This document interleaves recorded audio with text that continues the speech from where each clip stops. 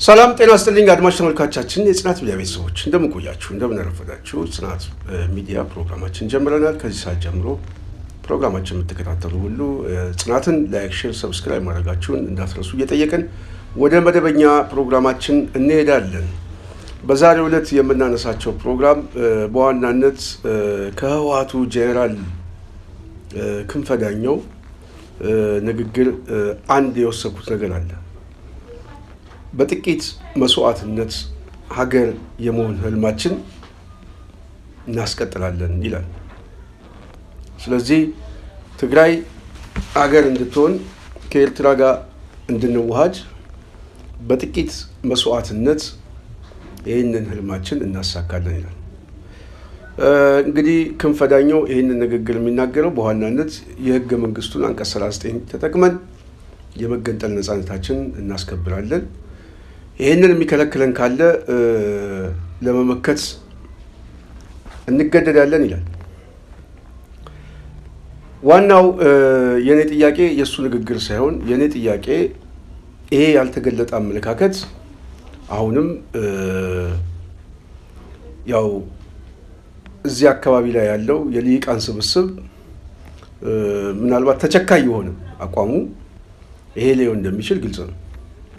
ስለዚህ ከዚህ አይል ጋር ከዚህ ቡድን ጋር የሚደረገው ማንኛውም ነገር ሁሉ አማራም ከጥቅሙ ማየት አለበት ብዬ ሁል ጊዜ እኔ ደጋግሜ የምናገረው አንዱ በዚህ ጉዳይ ላይ ነው። ለዚህ ነው የአማራ ኃይሎች ቆም ብለው በራሳቸው ቁመና ላይ በራሳቸው እግር ላይ መሰባሰብ መቻል ያለባቸው። ለዚህ ነው የኃይል ብልጫ ካለ ምንጊዜም ተሸናፊ መሆን አይቻልም። ስለዚህ የኃይል ብልጫ ግን ከተወሰደበት ግን ወዶ ሳይሆን በግዱ ተጨፍልቆም ቢሆን ጄኔራሉ የተናገሩን ከማስፈጸም ወደኋላ ነው። ስለዚህ ይሄንን የሚያደርገው ክንፈ እኔ ክንፈን በደንብ ነው የማውቀው። እስር ቤት ውስጥ ለ8 ወር ያህል አካባቢ አብረን ቆይተናል። እኔ በእርግጠኝነት ነው የምናገረው፣ ምናልባት አላቅም ብቻ እንደው እውነት ለመናገር ምናልባት ክንፈ ያለበት የአማራ ጥላቻ ያህል እንደው ዓለም ላይ ሰው ይፈልግ ያለ አይመስለኝም። ዓለም ላይ ሰው ይፈልግ ነው የምነግራችሁ። እኔ ከዚህ ሰውዬ ጋር እዛው እስር ቤት ውስጥ ሁሉ ተጋጭቻለሁ። አንዱ በጣም ያስነወረኝ ጉዳይ አማርኛ ቋንቋ ካልተናገርክ እየተባለ ምላስ የሚቆርጥ የነፍጠኛ ስርዓት ነበር ብሎ የተናገረበትን አስታውሳለሁ።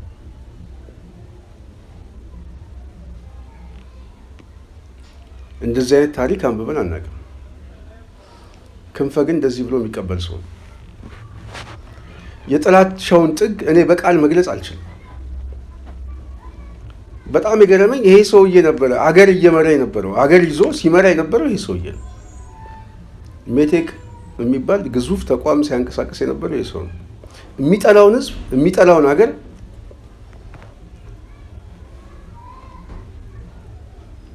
ለ20 ዓመት ለ30 ዓመት ሲመራ ነበር። አሁን ደግሞ አይ ተገንጣይ ብሔርተኞች ነው የምንሆነው፣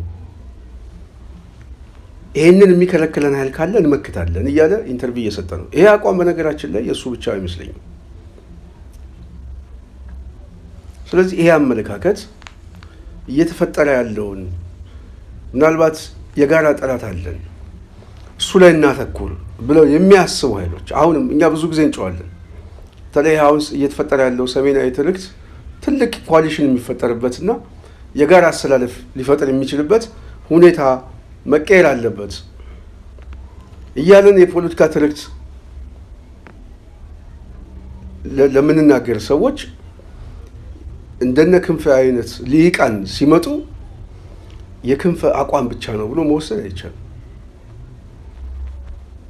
ስለዚህ ይሄንን በደንብ ማየት ያስፈልጋል። የምናየው ከራሳችን ጥቅም አኳያ ነው፣ ከክንፈ ቅዠት አይደለም። ከራሳችን ጥቅም አኳያ ግን ማየት አለብን የኃይል አሰላለፍን ማየት አለብን።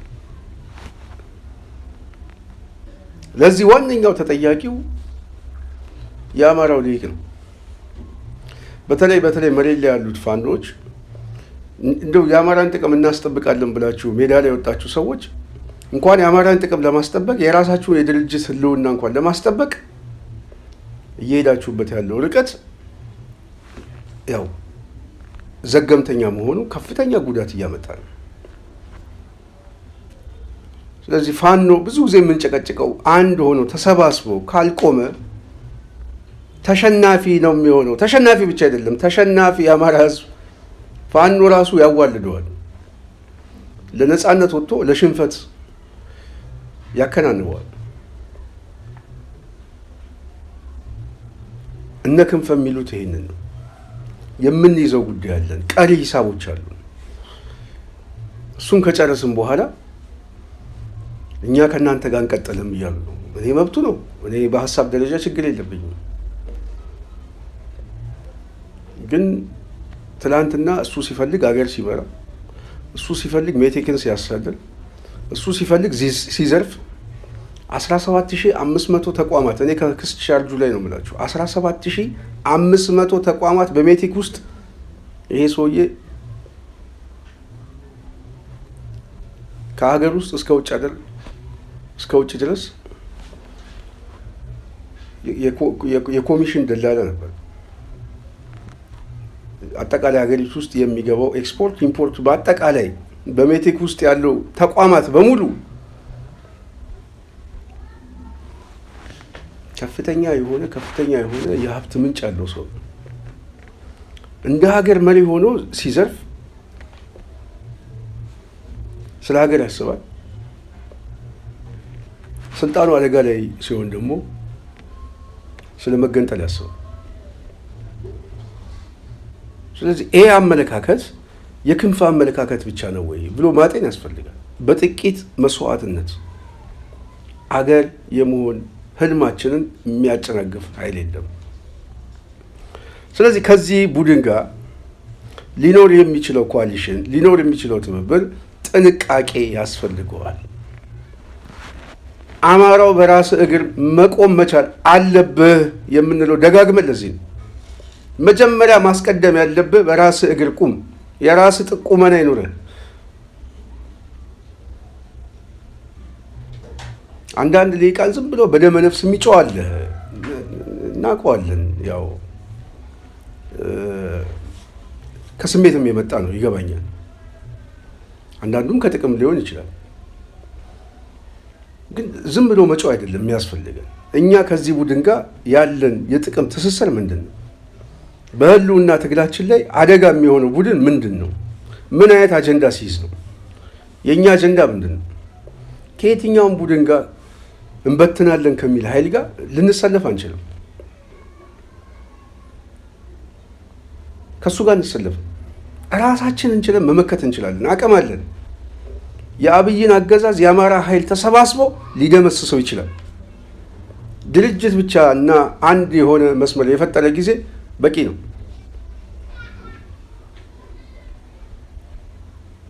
ስለዚህ አሁንም እኛ የህልውና አደጋ አለብን ስንል ሌላው ደግሞ እኛ የአንቀጽ 39 ጉዳይ ነው የሚያሳስበን የሚል ኃይል ጋር አብሬ ቁጭ ብዬ አንድ የትግል ሀሳብ አንድ የትግል ማዕቀፍ ሊኖረኝ አይችልም። መጀመሪያም እንደ ድርጅት አቋም ይዞ መምጣት አለበት። እንደ ድርጅት ማሳወቅ አለበት። የአማራ ኃይሎችም የሚያደርጉት እንቅስቃሴ ለህዝቡ በግልጽ ማሳወቅ አለበት። ጭራ ይዘህ ተከትለህ ምናምን መጥተህ ነገ ጠዋት የታሪክ ጠባሳ ውስጥም ህዝቡንም መከራ ውስጥ መግባት ያስፈልገው። ክንፈ በጣም መርዘኛ የሆነ ጥላቻው በጥላቻ ስካር ያለ እጅግ ሲበዛ እንደ ህዝብ የሚጠየፍ የተበዳይነት የጨቋኝነት ታሪክ ያለበት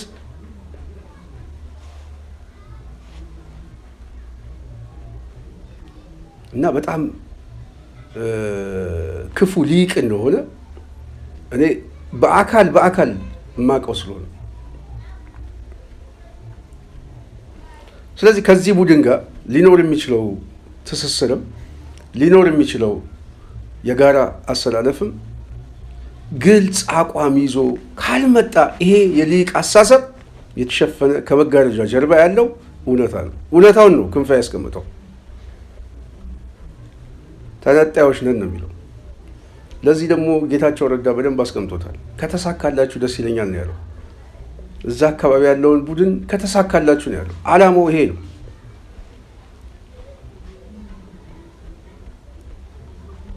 ስለዚህ ይህንን ማሰብ ያስፈልጋል። ለዚህ ግን ዋነኛው እጁ ላይ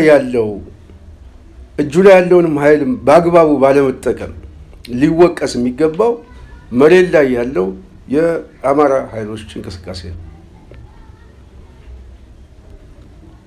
ግልጽ መስመር ይዞ ድርጅት ይዞ ኮአሊሽን የሚያደርግበት ቅድመ ሁኔታ ይዞ በምንም አይነት መመዘኛ ከተገንጣይ ብሔርተኛ ጋር የጋራ ጥምረት ፈጥረን አንመጣም። ትግሉ ምናልባት በሁለት አቅጣጫ ሊሆን ይችላል። በምንም አይነት መመዘኛ እዛ ውስጥ አንገባም እኛ። ስለዚህ ኦህዴድ ነው የሚቀርበው፣ ኦህዴድ ነው እኛ አይደለንም። ኦህዴድ ጥያቄ ፈልገዋል። ይሄ ጥያቄ ከህወሓት እንዲመጣለት ይፈልጋል። አሁን እየመጣ ያለው ከሊቃኑ ነው፣ ግን እንደ ድርጅት ግን እንዲመጣለት ይፈልጋል። ለዚህ ነው ብርሃኑ ጁላ እኮ የጻፋችሁት አንቀጽ 39 አለ። ምን ጦርነት ያስፈልጋችኋል? በዛው በጻፋችሁት እኮ ሂዱ እኮ ነው ያለው። ስለዚህ አጀንዳው እኛ የህልውና አደጋ ነው ያለብን፣ የተነጣይነት አመለካከት አይደለም። የህልውና አደጋችን ይህንን አገዛዝ ነቅሎ በመጣል አደጋውን መቀነስ የምንችልበት መንገድ ነው። እነ ክንፈ የሚታገሉት ግን ስርዓቱን ማፍረስ አይደለም። እነ ክንፈ የሚታገሉት ስርዓቱን በሌላ ስርዓት መተካት፣ በፌዴሬሽን መለያየት ነው። ስለዚህ የአንቀጽ 39 ጉዳይ ነው ክንፈን የሚያሳስበው፣ የተነጣይነት አመለካከት ነው። እኛ ለዛ ዝግጁ ነን ወይ? ዝግጁ ካልሆነ የአማራ ሊቅ ምንድን ነው መደረግ ያለበት? አንደኛ እንደ ድርጅት ተሰባስቦ በራሱ አቋም በራሱ እግር መቆም አለበት። በየትኛውም መስመር የሚኖረው የህልውና ትግል ላይ ከየትኛውም ኃይል ጋር ለብተናው አንተባበርም።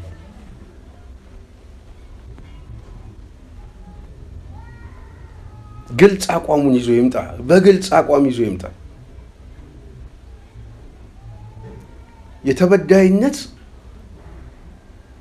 ዕዳ አለብን እንጂ የበዳዩ ካሳ የለንም። እኛ የምንክሰው ካሳ የለንም። ተገዛን እንጂ የገዛነው ጊዜ የለም። ይሄ በግልጽ ሊሰመርበት ይገባል። የክንፈ ንግግር እንድምታው ምንድን ነው ብለን እናስብ። የኦህዴድ የፖለቲካ አቅጣጫ ምንድን ነው? የአማራ የፖለቲካ ፍላጎትስ ምንድን ነው? የአማራው ኃይል እየዳከመ ሲመጣ አሁን በቀጣይ ኦህዴድም ከህወሓት ጋር ኮአሊሽን ለማድረግ እድላቸው ሊሰፋ ይችላል። ያፈጻጸም ጉዳይ ነው። የዓላማ አንድነት አለ። ይሄ መስመር መታየት አለበት። ስለዚህ አማራው እየዳከመ ሲመጣ አገሪቷን ለሚያፈርሱ ኃይሎች የበለጠ በር እየከፈተ እንደሚመጣ ግልጽ ነው። የአማራው መበተን እንደሚያዋልደው ግልጽ ነው። ስለዚህ የአማራው ኃይል የመጠናከር አለበት የሚባለው አንዱ አደባባይ ላይ መጥቶ ካልተገለጠው አስተሳሰብ በላይ ከኦህዴድ ጋር ያለው ጋብቻም ገና አልተፈታም። ገና አለ የስልጣን ፉክክር ምናምን፣ የጄኖሳይድ ጥያቄ፣ እንደዚህ አይነት አመለካከት ቢነሳም ግን እኔ የመስመር ልዩነት አለ ብዬ አላስብም። ስለዚህ ክንፈ የተናገረው ንግግር ከክንፈ ጥላቻ ከምናውቀው ጥላቻ ብቻ የመጣ ሳይሆን አብዛኛው ሊቅም ይህንን አመለካከት ይደግፈዋል። ይሄ አቋም ነው ተብሎ የተያዘ አቅጣጫ ነው። ይሄ ደግሞ እንደ ድርጅት ካልተገለጠ በቀጣይ ለሚኖረው ትግል በጣም ፈተና ነው ብዬ አስባለሁ።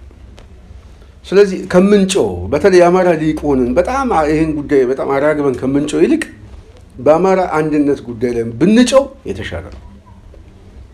የአማራን ጉልበት ነው ማጠናከር ያለበት። ብቸኛው መፍትሄ ለዚህ ሀገር የአማራ ኃይሎች መሰባሰብ ነው። ከዛ ውጭ ሌላ ምርጫ የለም።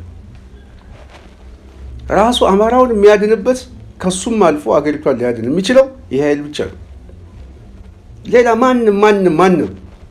ማንም የሚጨነቅ ሊቅ የለም። ሌላው የብተናው ማህበርተኛ ነው። ስለዚህ አማራው ተሰባሰብ፣ ድርጅት ፍጠር፣ በራስህ እግር ቁም፣ የራስ አሰላለፍ ይኑርህ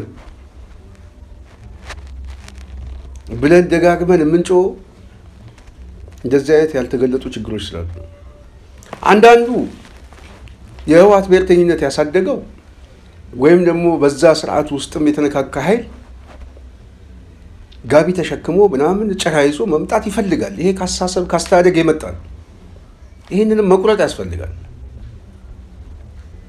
አማራው መሰረታዊ ለውጥ የሚያስፈልገው ከሆነ በጠንካራ መሰረት ላይ የቆመ የአማራ ብሔርተኝነት ላይ የቆመ የራሱን ጥቅም አስጠብቆ የሌላውን ጥቅም ሊያስጠብቅ የሚችል የኃይል አሰላለፍ ሲፈጠር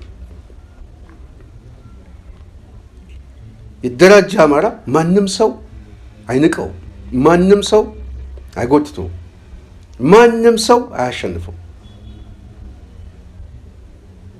ስለዚህ እኛ ራሳችን ላይ ማተኮር ነው ያለብን፣ የውስጥ ስራችን ላይ። የውስጥ ስራችን በራሳችን እግር መቆም ብቻ ነው። ሌላ ሶስተኛ ጥገኛ አያስፈልገንም። በእኛ ጥንካሬ ላይ ወዳጅ ሆኖ የሚመጣው ብቻ ነው። እሱንም መስመር አስምረህ 1 2 3 እንደ ቅድመ ሁኔታ አስቀምጠህ ተገዶ የሚገባበት እንጂ ተገደን የምንገባበት ኮአሊሽን ሊኖር አይገባም። የነ ክንፍ አስተሳሰብ የተደበቀው አስተሳሰብ ነው። ነገ ጠዋት አደባባይ ላይ የሚመጣው አስተሳሰብ ነው። ከዚህ አስተሳሰብ ጋር የምንሰለፍበት ምንም አይነት መሰረታዊ ምክንያት የለም። እንደ ድርጅት እየተገለጠ ካልመጣ ስለዚህ ህልውናችን እናስጠብቃለን፣ ለህልውናችን እንታገላለን ስንል ራሳችን ችለን እንታገላለን። ጥገኛ ተውሳክ አያስፈልገን እና በዛ ደረጃ መታሰብ አለበት ብዬ አስባለሁ። የክንፍ አቋም ብቻውን የወሰነው ብቻውን የሚያስበው አይደለም። የብዙ አይነት ሊቃን አስተሳሰብ የድርጅት አስተሳሰብ ነው።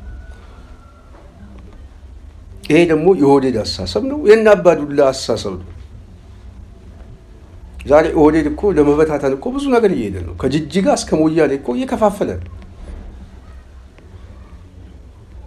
ወሎ ላይ ኃይል አስገብቶ እኮ እያሰለጠነ ነው ያለው። በወሎ በኩል ያለውን ኃይል ለመቁረጥ እኮ የሚፈልግ ቡድን እኮ። ስለዚህ ዓላማው ይሄንን እያዋለደ ነው። ይሄንን ደግሞ የጋራ ጠላት መመከት ሳይሆን እንደውም ድርሻችን ይዘን እኛም እንወጣለን የሚል አመለካከት ነው እኔ የማየው በእነ ክንፍ አመለካከት ውስጥ። ስለዚህ የድርሻውን የሚያስብ ሊቅ ካለ አማራውም ድርሻ አለው። የምናጣው ጉዳይ የለም። በአንድነት ውስጥ የምናጣው ጉዳይ የለም። ስለዚህ ድርሻውንም ለመያዝ አማራው ከየትኛውም ጊዜ በላይ እነዚህንም ኃይሎች ለመመከት ራሱንም ለማስጠበቅ በራሱ እግር የቆመ አስተሳሰብ፣ ድርጅት፣ የትግል ስልት ያስፈልጓል ብዬ አስባለሁ። ይህንን ያመጣሁት ክንፈ በተናገረው በጥቂት መስዋዕትነት በትንሽ ኪሳራ ትግራይ አገር የመሆን ፍላጎታችን እናስከብራለን፣ ከኤርትራ ጋር ተዋህደን እንቀጥላለን ነው የሚለው። ይሄ ፖለቲካ ፕሮፓጋንዳ ሊሆን ይችላል ወይ ዲስኮርስ ሊሆን ይችላል። ግን ናሬቲቭ ግን አስተሳሰቡ ግን ያደረ አስተሳሰብ ግን አደባባይ ላይ እንደ ተቋም ያልተገለጠ አስተሳሰብ። ስለዚህ እነ ክንፈ እንደዚህ አይነት ናሬቲቮችን እያለማመዱ ቢመጡም ከጀርባ ግን የሚዘውረው አመለካከት እንዳለ ግልጽ ነው። ስለዚህ ይሄን አስተሳሰብ ደግሞ መመከት የሚቻለው እኛ በራሳችን ቁመና ላይ በራሳችን የፖለቲካ ትርክት ላይ ስንሰባሰብ ብቻ ነው። ተለጣፊ ተጎታች መሆን በፍጹም እና ይሄን አመለካከት ቆርጦ መጣል አለብን ብለን እናስባለን። የክንፈ ንግግር በተወሰነ መልኩ የጽናት ሚዲያ ቤተሰብ እኔ የተሰማኝን ስሜት ወደ እናንተ ላጋራ ብዬ ነው። በሚቀጥለው በሌላ ፕሮግራም እንገናኛለን። የዛሬውን በዚያ በቃለው። ጽናትን ላይክ፣ ሼር፣ ሰብስክራይብ ማድረጋችሁ እንዳትረሱ እያልኩ በዚህ እሰናበታለሁ። ሰላም።